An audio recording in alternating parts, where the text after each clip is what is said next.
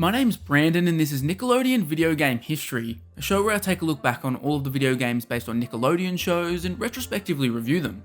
When you dedicate as much of your spare time to Nickelodeon games as I have, you start to pick up on small little quirks when it comes to their business decisions and the way things were operating at Nick Games at certain points in their history. Right Now is one of those examples. The last game I reviewed, Fairly OddParents Breakin Da Rules, released on November 5, 2003. Nickelodeon went over 10 months without releasing a single game until Fairly OddParents Shadow Showdown came out on September 7, 2004. So what's the reason for this weird lull in releases? Well, it's simple. Nickelodeon were entirely basing their video game release strategy around the holiday period at this point in time. In fact, this strategy had stealthily begun a year or three earlier. If you dig back through Nick's release history, you find that they actually had only been releasing games outside of the holidays if they tied into a film release. Otherwise, pretty much all games would be released from September onwards. It's a strategy that makes sense, particularly when your games are focused on children. The holiday period is the key buying time, so of course you want a hot new product out around then. However, that strategy starts to fall apart when you're releasing 7 different games in a 2-month period. From the start of September to the end of November 2004, they would essentially release one game per week, which seems like it would oversaturate the market and hurt the impact of each game. In 2005, 2006, and 2008, Nick would only release games in the final quarter of the calendar year, with film tie-in games being the only exceptions. Eventually, they would loosen up on this strategy. As I mentioned, Shadow Showdown was released on September 7, 2004 for home consoles and the GBA. Nickelodeon seemed quite pleased with the performance of the previous OddParents games, considering they tasked those exact same developers to make new games in under a year. Blitz Games took point on the home console versions while Helix were back yet again for another Nick handheld title. With just 10 months to address the issues with those games, and there were plenty of those, it'll be interesting to see how much improvement, if any, is made in such a short time. Much like the previous game, Shadow Showdown reviewed pretty well on the PS2, grabbing a 7.0 average. The GameCube version was again lower, but only a 6.5 rather than a flat 6 like Breakin Da Rules. A 7 average is enough to push a game into the top 10 all time when it comes to Nick, so the high scores are promising. I could only dig up a couple GBA reviews, which revealed a mostly disappointing reception, equaling out to about a 5 out of 10. 10 months is a very short amount of time to turn around a game, but considering both developers had laid a foundation in the Fairly OddParents series, could this be a case of sequels refining and perfecting the formula?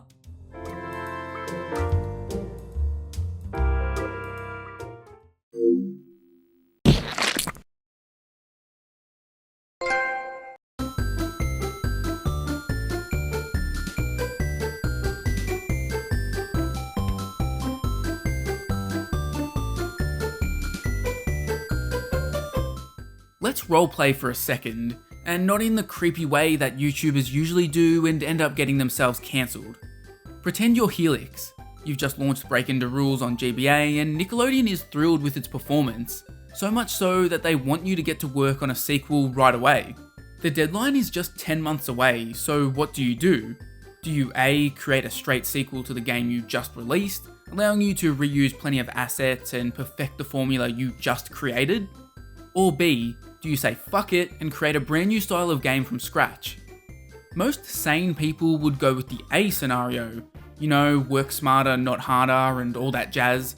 Well, the mad men and women at Helix decided to go full chaos mode and basically made a new game from scratch.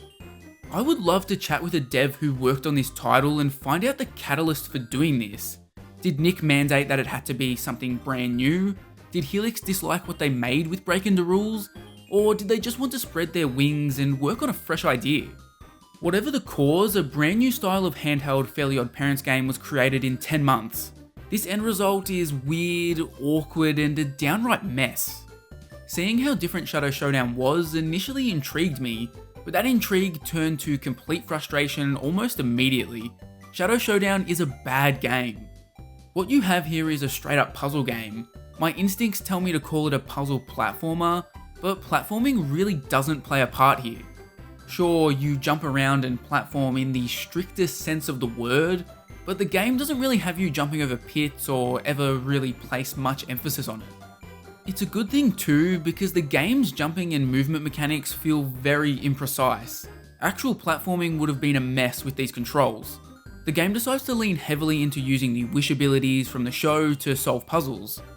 Things start off pretty basic, with Timmy throwing boxes around that act as platforms to give you access to higher up areas.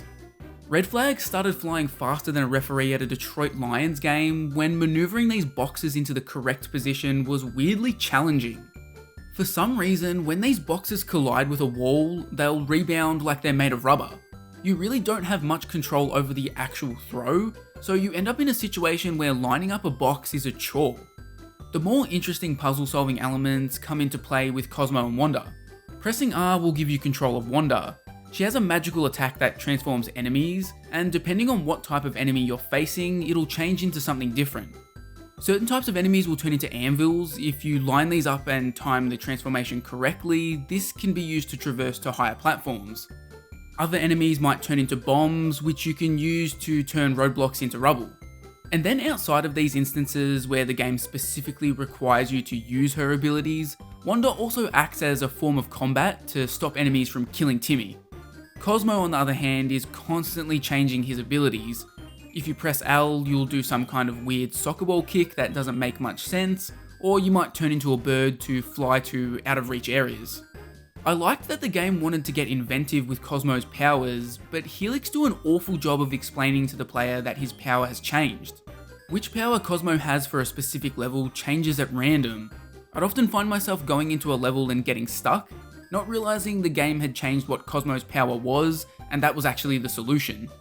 This issue is compounded by the fact that there's no easy way to check what power he has, at least none that I found. To use Cosmo's wish power, you have to be in the exact pixel perfect spot to activate. Of course, the game does absolutely nothing to signify where these spots are, you just have to sort of figure it out. Plenty of times the spot to activate it was 100% obvious, but then there were more abstract locations that players will easily overlook. To top it off, the wish powers often control awfully. I don't know what was going on with the jackhammer ability, it seemed impossible to control. It sort of just spazzed out and did its own thing when you activated it. Continuing the theme of clunkiness, Shadow Showdown's combat is certainly not spared from this feeling. Timmy has a ground pound attack that never quite felt natural, and while switching to Wanda was an easy way to steamroll enemies, the process of this never feels smooth. Coming across an enemy, switching to Wanda, and then lining up a blast from the wand is just so stilted, and ends up nullifying any flow to the gameplay. When you inevitably take damage from this strange manner of combat, you'll be looking to refill your health. That's where these small stars come in. Collect enough of them to fill a meter and your health will be refilled. You would be forgiven for thinking these had some other higher purpose though. These stars are scattered around like ultra rare collectibles, oftentimes being the reward for finding your way into an area that's off the beaten path. It's just really weird design, but I guess when the game's combat is a complete mess, treating health refills like this kinda makes sense. If you do manage to die, you're back to dealing with a limited amount of continues again. It's 2004, we should be done with this shit. Arcades are dead. As you progress, Timmy gets his health upgraded, which expands at such a rate that it doesn't take too long for enemies to become little more than a minor inconvenience. By the halfway point, I'd stopped worrying about enemies at all, and there was little consequences to this thanks to my increased health and the amount of stars laying around that allowed me to restore my health.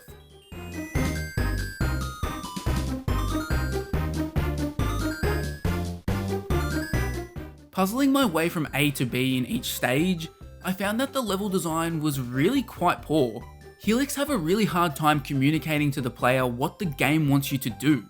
Topping everything off was the fact that the game's level design sort of just broke a couple of times. The most notable example was when I came to a section where I was completely stuck, resulting in the game essentially falling into a soft locked state. Overall, the gameplay of Shadow Showdown is so dull. It basically devolves into just blandly running around until you come to a roadblock, grabbing the stars you need or transforming an enemy, and then continuing on. Nothing that ever happens in the gameplay could be classified as interesting. Something I haven't mentioned yet is that this game is supposed to be based on the Abra Catastrophe TV special. Instead of using in-game cutscenes, which Helix proved they can do well with Tak and Breaking Da Rules, they pretty much used compressed screenshots of the episode. These are extremely low quality to the point where it's hard to even make out what's happening. Making matters worse is how quickly they speed from one screenshot to the next. It's insane.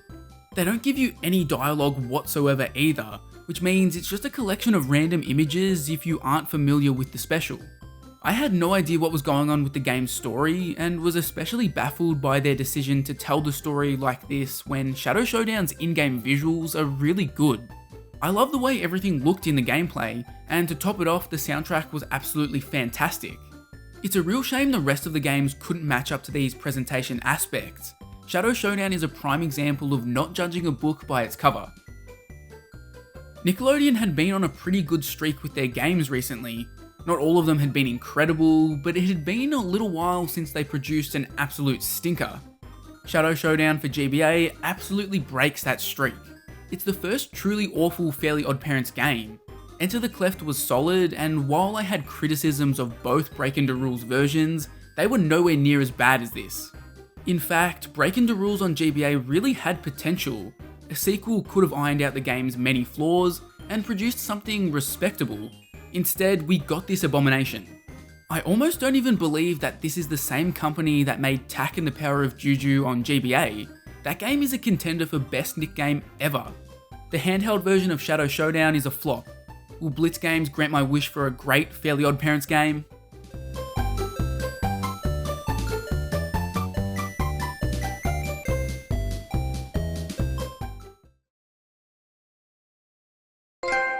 What is it, Timmy?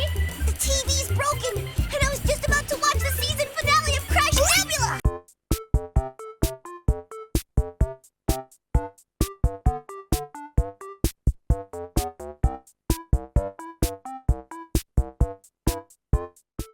As you'd probably expect at this point, Cosmo and Wanda have yet again lost the bulk of their powers. Developers really struggled to handle their OP-ness. Unlike Helix, who tried to reinvent the wheel with their version of Shadow Showdown, Blitz Games stuck to the formula they created with Breakin Da Rules. Gameplay still entirely revolves around tracking down a certain number of stars, which allows Timmy to be granted a singular wish. In the previous game it was 5 stars, but here it's only 3.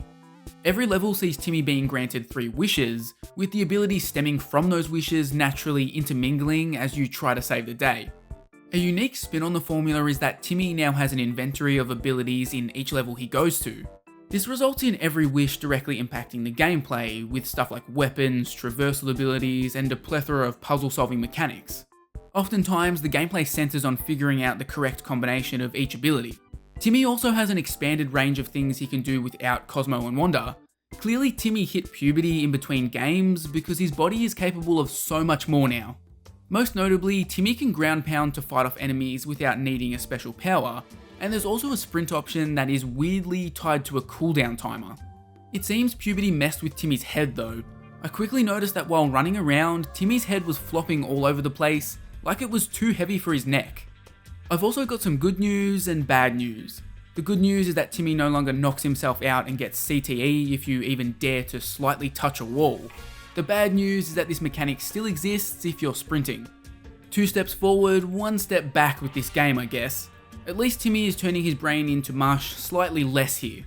As you're sprinting around like a madman, you'll collect coins, which are this game's currency.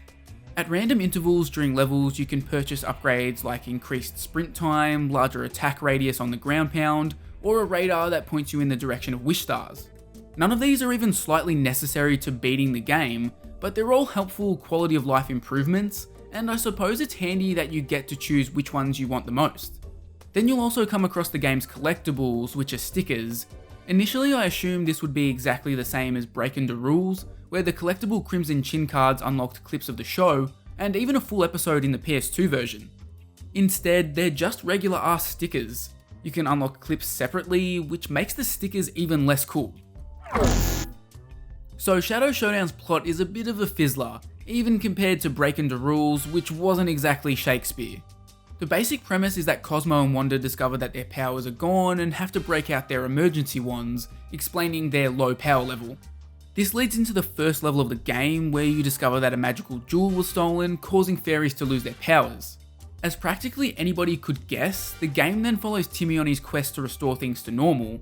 Bizarrely, this takes the form of tracking down ingredients to bake a cake. You get pretty much all of that story by the end of the first level. Once you start tracking down the ingredients, it almost feels like the story fades out, with levels giving off a vibe that they're mostly unrelated to one another.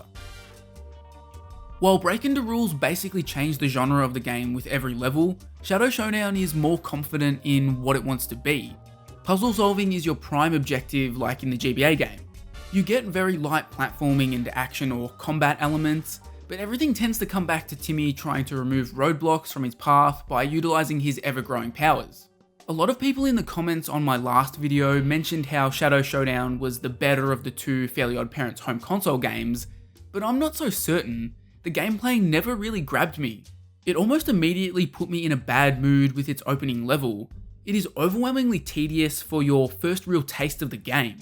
It's set in the fairy world, which should be cool, but you spend the whole thing herding cows from one area to another. It's easily the least exciting level in Shadow Showdown. Levels do mostly improve from there though. After beating the opening level, the game gives you a mini hub area where you can choose to play levels in the order you'd like, just like Breakin Da Rules did. To not be such a downer, I'll talk about my favourite level in Shadow Showdown, the one where Timmy Turner goes ghost. I'm going ghost! In this spooky themed level, Timmy literally gets ghost powers like the protagonist of Butch Hartman's other hit show. Is this a little homage to Danny Phantom? Probably not, but it's a cool idea. What I liked even more is the main ability of this level, which is being able to flip the entire thing upside down. It's a really interesting mechanic and creates for so many unique puzzles and just really fun level design.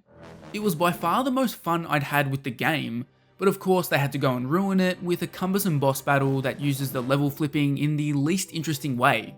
The ghost level was really the exception to everything in Shadow Showdown though. Mostly I found levels to be bland and boring, or in the case of the monkey level, downright awful.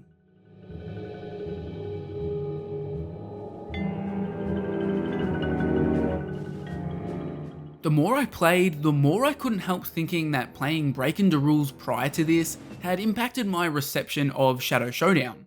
The games are similar in so many ways, even if Shadow Showdown decides to focus on a single genre. Stuff as basic as the theming of levels felt really repetitive.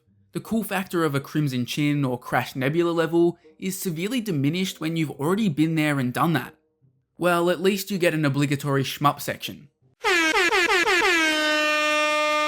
One of the worst things Blitz games could have repeated from their first game is the emptiness. Levels in Breakin Da Rules were massive, with sweet fuck all in them, making them pretty dull to go through. Shadow Showdown's levels are generally smaller in scale, but they still have a similar feeling of emptiness. I'd argue that's way worse. One would imagine a smaller level would be much easier to flesh out. The whole package kinda reminded me a lot of Ed, Edd and Eddy The Misadventures. It's not an egregiously bad game, but it's just dull and boring. For a game based on a kid who can wish for pretty much anything, I found Shadow Showdown far from interesting. For those of you who enjoyed the 40 hours of cutscenes in Breakin Da Rules, you'll be happy to know Blitz games were back with a vengeance here. I will admit they do a much better job at not interrupting the flow of the gameplay here. You can actually play for at least 5 seconds without Cosmo and Wanda shrieking at you.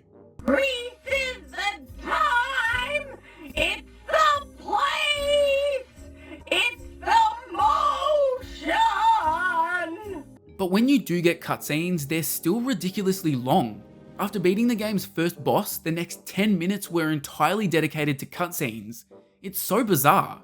We simply need to stimulate your dad's brain. Cutscene animations could be a little janky in the first game, and it's pretty obvious a lot of dev time was dedicated to getting that right here.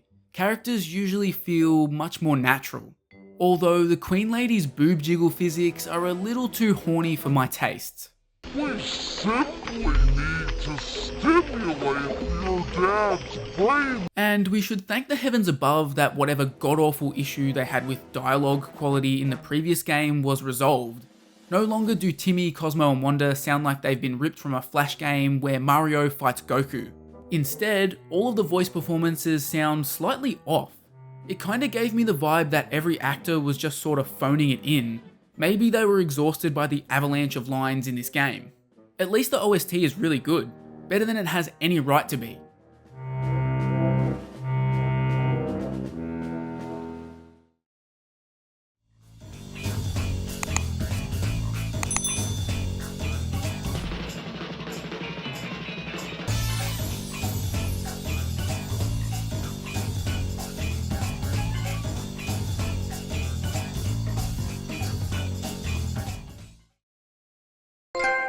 We political prisoners are imprisoned in extra sturdy metal cages. Political prisoner?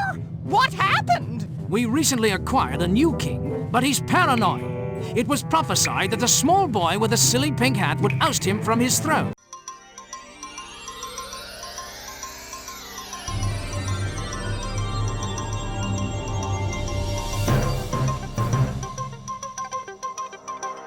Shadow Showdown on home consoles isn't awful, it's just sort of bland and boring.